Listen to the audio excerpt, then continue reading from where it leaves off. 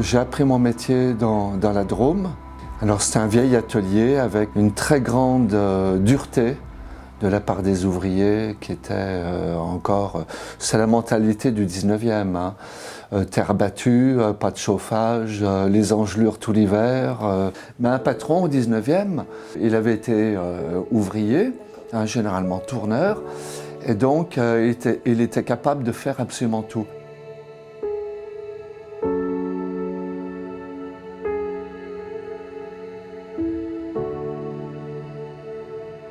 La séparation des tâches, bon, c'est par la suite quand les ateliers sont devenus beaucoup plus importants.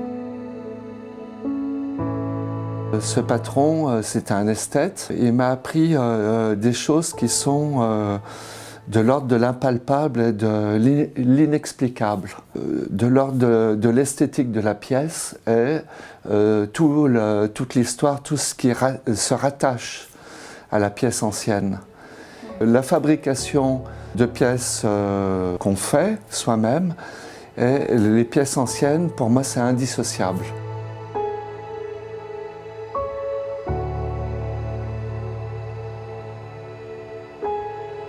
On n'échappe pas à notre époque. Une tradition, c'est une chose qui est évolutive. Donc, on est dans notre temps et on fait une tradition de notre époque.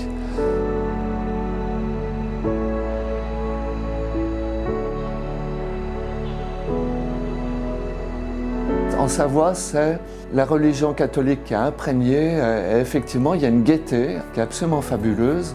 Cette tradition, elle est tout à fait à part des autres traditions de poterie d'autres régions. Il y a une richesse absolument extraordinaire, tant d'un point de vue typologie, forme des pièces et autres, que la richesse des décors. Pour quelles raisons autant décorés alors qu'ils n'étaient pas du tout obligés de le faire.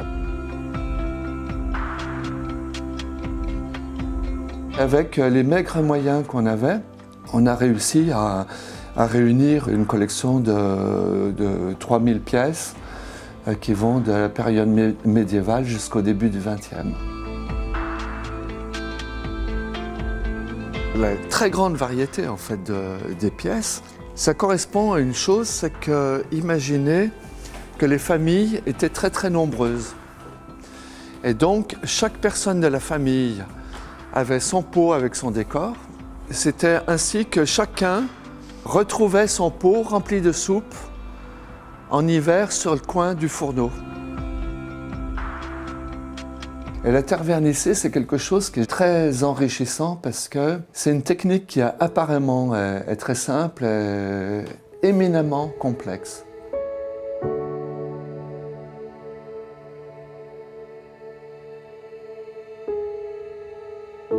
Et notre production, bon, c'est extrêmement éclectique.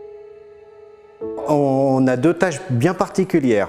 Moi, je tourne les pièces et j'engobe les pièces. Et mon père décore. Bon, je décore aussi un petit peu les petites pièces pour apprendre. Parce que le métier est extrêmement long. Pour faire un bon tourneur, il faut à peu près une dizaine d'années. Et pour la décoration, autant. Et de toute façon, ça évolue tous les jours. On évolue en permanence. On ne reste pas sur ses acquis. C'est très, très technique. En fait, ça ne paraît pas. C'est de la concentration alliée à de la technique et puis aussi, surtout, le poids de la terre. Et après, le but du jeu, c'est de reproduire à l'infini la pièce. Toujours avec le même poids de terre et la même finesse. Le tour, bon, c'est un tour traditionnel. Et après, on a nos différents outils. La règle, les steaks. Les steaks servent à lisser la pièce et donner la forme. Après, on a notre trusquin pour donner la hauteur et la largeur, pour avoir quand même un repère. Parce qu'on ne peut pas être précis si on n'a pas de repère. Et puis l'aiguille, pour enlever les bulles d'air et les impuretés. Et les mains, et puis aussi le cerveau. Parce que c'est important d'allier tout. Pour prendre exemple sur les pots épices, là il a été tourné ce matin. Demain matin, on va le repasser entièrement à l'éponge pour enlever les petits défauts. Et puis après, on va engober l'intérieur. On va laisser sécher et le surlendemain, on va passer la couleur à l'extérieur. Les 4 couleurs, hein, jaune, vert, rouge et noir. Donc, passer à la louche ou au trempé. Il ne faut pas reproduire des choses, hein. On a un musée, nous on ne reproduit pas un décor de pièces, il faut que ça sorte de là-dedans, quoi. Il faut que ça soit la concentration de tout ce qu'on a vu et imaginé. Il y a les décors géométriques, il y a les décors de poids avec d'autres motifs. Il y a une variété illimitée en fait de décors, hein. Beaucoup de motifs floraux et également d'oiseaux. Tous les décors s'appliquent sur une terre qui est encore humide. Il ne faut pas que ce soit sec, autrement ça ne colle pas. On applique une couleur recto-verso, vous voyez. Ce gris, en fait, extérieur, c'est le même qu'à l'intérieur.